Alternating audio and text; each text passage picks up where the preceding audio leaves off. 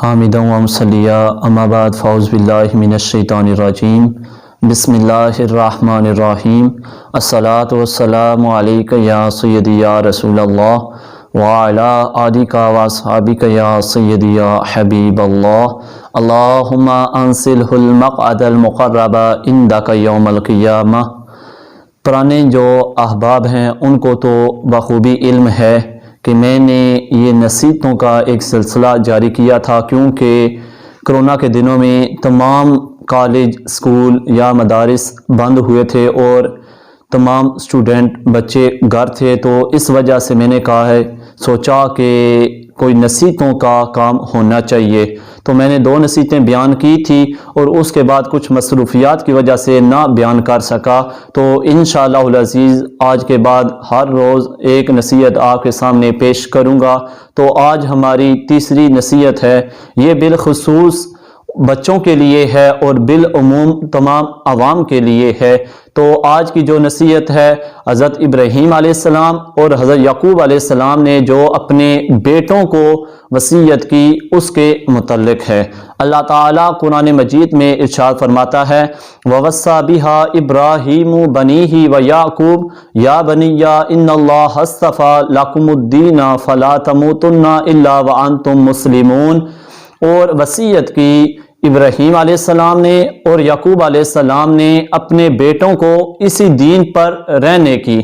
بے شک اللہ تعالیٰ نے پسند کر لیا ہے تمہارے لیے یہی دین، اور ہرگز تم نہ مرنا مگر مسلمان ہو کر، یعنی مسلمان کی حالت میں تم فوت ہونا اور مسلمان ہونے پر ہی تم کو موت آئے۔ تو سب سے پہلے جس بات کی وہ وصیت کر رہے ہیں وہ ہے دین اسلام کی۔ حضرت ابن عباس رضی اللہ تعالی عنہما روایت کرتے ہیں کہ حضرت ابراہیم علیہ السلام نے اور حضرت یعقوب علیہ السلام نے دین اسلام کی اپنے بیٹوں کو وصیت کی، یعنی اسی دین پر تم نے ڈٹے رہنا ہے۔ اللہ تعالیٰ بھی ایک جگہ ارشاد فرماتا ہے ان الدین عند اللہ الاسلام، بے شک دین اللہ تعالیٰ کے نزدیک اسلام ہے۔ تو تمام انبیاء کرام نے اپنی اولاد کو دین اسلام پر رہنے کی نصیحتیں کی ہیں، اور اس کے بعد صحابہ نے اور فقہاء کرام، اولیاء کرام نے بھی اپنی بیٹوں کو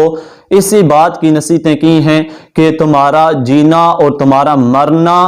اسلام کے مطابق ہو۔ اور اس کے بعد جو حضرت ابراہیم علیہ السلام نے اور حضرت یعقوب علیہ السلام نے اپنے بیٹوں کو نصیحت کی وہ یہ ہے کہ تمہارا خاتمہ جو ہے ایمان پر ہونا چاہیے، یعنی مسلمان ہونے پر ہونا چاہیے، کیونکہ ہر شخص کو جو بھی دنیا میں آیا ہے اس کو موت آنی ہے۔ ہر بندے نے ایک نہ ایک دن جانا ہے، اور یہ ایسی چیز ہے جو بتا کر نہیں آتی، اچانک آتی ہے۔ تو اس کے لیے بندے کو چاہیے کہ ہر وقت بندہ اس کے لیے تیار رہے، یعنی ہر وقت بندے کو موت کی فکر اور موت کی تیاری کرنی چاہیے، کیونکہ یہ ایک اٹل اور اچانک آنے والی چیز ہے۔ کیونکہ اگر مثال کے طور پر کوئی بندہ پوری زندگی نیکیاں کرتا رہا اور جس کو آخری وقت جو اس کا مرنے کا تھا وہ ایمان پر نہیں ہوا، تو اس کا جو ٹھکانہ ہے وہ دوزخ بن جائے گا۔ اور اگر مثال کے طور پر اگر کوئی بندہ پوری زندگی گناہ کرتا رہا اور اس کا جو خاتمہ بالایمان ہو گیا تو اس کا ٹھکانہ جنت میں بن جائے گا۔ ایسی بے شمار مثالیں ملتی ہیں، میں آپ کے سامنے 2 مثالیں پیش کرتا ہوں۔ ایک آپ صلی اللہ علیہ وآلہ وسلم کی بارگاہ میں آدمی آتا ہے اور وہ کہتا ہے یا رسول اللہ صلی اللہ علیہ وآلہ وسلم میں نے کوئی عمل نہیں کیا، تو اس کو آپ صلی اللہ علیہ وآلہ وسلم ایک غزوے میں بھیجنے کا حکم دیتے ہیں، اور وہ آدمی جاتا ہے اور وہاں جا کر شہید ہو جاتا ہے۔ تو آپ صلی اللہ علیہ وآلہ وسلم صحابہ کو فرماتے ہیں کہ یہ جنتی ہے، اس نے نہ ہی حج کیے، نہ ہی نمازیں پڑھی، نہ ہی روزہ رکھا اور نہ ہی کچھ اور عمل کیا، لیکن اس کا جو خاتمہ تھا وہ ایمان پر ہوا تو وہ جنتی قرار دیا۔ ایک اور آدمی ہے وہ جنگ میں لڑ رہا ہے اور صحابہ کے ساتھ جس کو کہتے ہیں وہ شریک ہے اور دشمن کو مار رہا ہے، قتل کر رہا ہے، لیکن آپ صلی اللہ علیہ وآلہ وسلم نے ارشاد فرمایا کہ اس کا خاتمہ ایمان پر نہیں ہوگا۔ تو صحابہ نے تعجب کیا کہ یہ ہمارا ساتھی ہے اور اس کا خاتمہ ایمان پر کیوں نہیں ہوگا؟ تو ایک صحابی کہتے ہیں کہ جب جنگ شروع ہوئی تو اس کو کچھ زخم لگے اور وہ زخم گہرے تھے، تو وہ جنگ کو چھوڑ کر دوسری طرف چل پڑا۔ تو میں اس کے پیچھے پیچھے جا رہا تھا، تو میں نے دیکھا کہ اس نے اپنے چاقو کے ساتھ، اپنی چھری کے ساتھ خود کو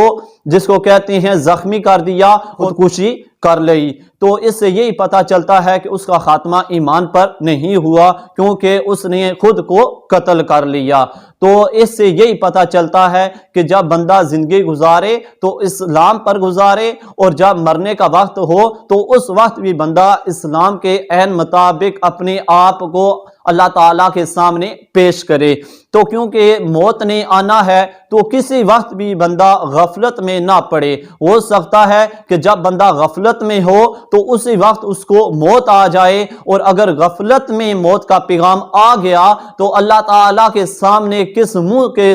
سے پیش ہوگا، یعنی اللہ تعالیٰ کے سامنے کس طرح حاضر ہوگا۔ تو اس نصیحت سے سبق ہم کو یہی ملتا ہے کہ والدین کو چاہیے کہ اپنی بیٹوں کو، اپنی اولاد کو دین اسلام پر ڈٹا رہنے کی نصیحت کریں اور ایمان بالخاتمے کی نصیحت کریں۔ تو اللہ تعالیٰ کی بارگاہ میں دعا ہے کہ اللہ تعالیٰ ہم سب کو اسلام کے مطابق زندگی گزارنے اور خاتمہ بالایمان پر موت دینے کی توفیق عطا فرمائے۔